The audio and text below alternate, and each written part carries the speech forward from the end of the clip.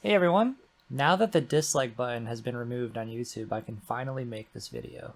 Alright, so last month I had someone in my Discord ask a pretty interesting question. So the question was, can I provide 5 bullet points for why the group of friends should travel to Osaka rather than Tokyo? Alright, so number 1, food. Now this is, just like almost everything I'm going to mention in this video, obviously a personal opinion. And I am by no means a food expert. This is a pretty general opinion that Osaka is Japan's, what is it, the food kitchen? The food kitchen of Japan? The kitchen of Japan? I don't know how you... Whether it's kushikatsu, okonomiyaki, takoyaki, especially going out, street food in Dotonbori, Namba, it's definitely an experience. The food and the nightlife in Osaka is just insane. And number 2 would probably be the people. The people in Osaka, the people in, I guess, Kansai in general, maybe not Kyoto, are known to be a little more friendly, a little more, a little less stuck up. Not to sound mean. I've heard from a lot of people that have been around between Tokyo and Osaka that Osaka does tend to be a little more maybe outgoing, a little more approachable is probably the word I'm looking for. People can be more approachable here and less of a stick up their ass. Not to say there are not amazing people in Tokyo. There are amazing people everywhere. This is an extreme generalization. But remember, I had to come up with 5 bullet points, and I did it really quick, and I'm using the same ones I used on my Discord for this video, so I would say people is number 2. The number 3, personally, the big one for me, the stress. Less stress, quieter trains, just less people in general.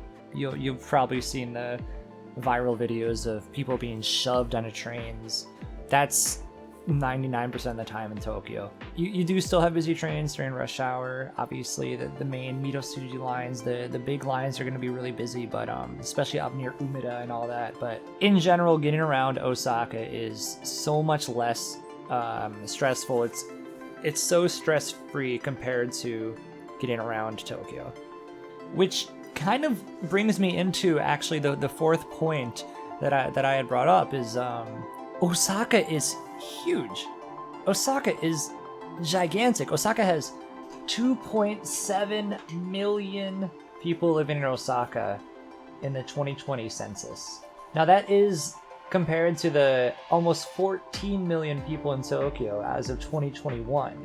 But I think the thing that people don't expect is the density of Osaka versus Tokyo.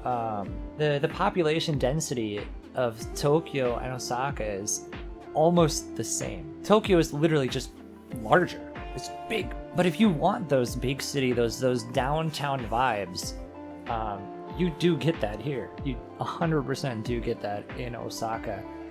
And that brings me to the biggest reason I try to recommend Osaka to people for visiting Japan is actually just for the Kansai region in general. So say you're in the middle of Tokyo and you want to take a train 1 hour outward in some direction. Generally speaking, you're gonna still pretty much be in Tokyo.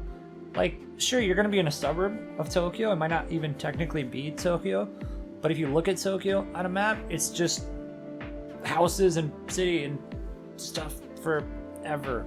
Again, some people you might not want to ever see countryside or grass.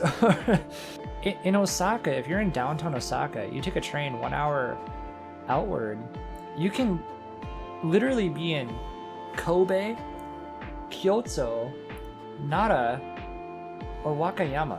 Like, these are all places that are available for you for very cheap and very quick day trips. The train is like $6 or $7 to these places, so it's like, $12, $13 about round trip day trips to go to all of these beautiful areas. Oh, I'm gonna sound like that guy. But if you want to see real Japan, it's true though. If you want to see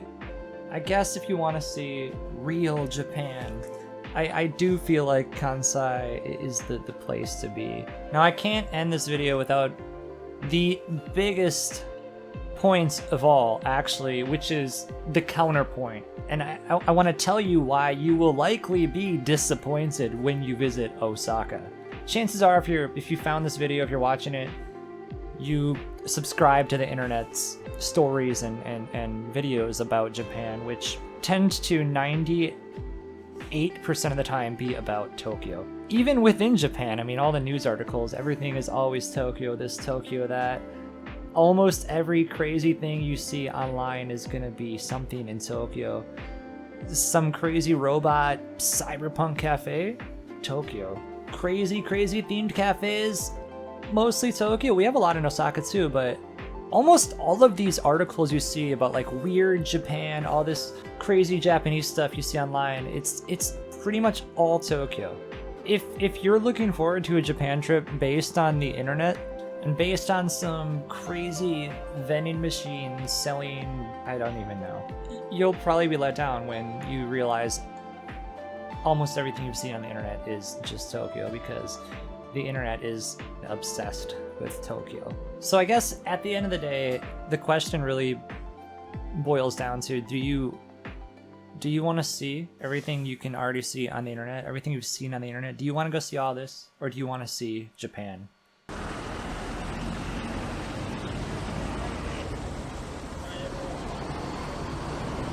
Bye-bye.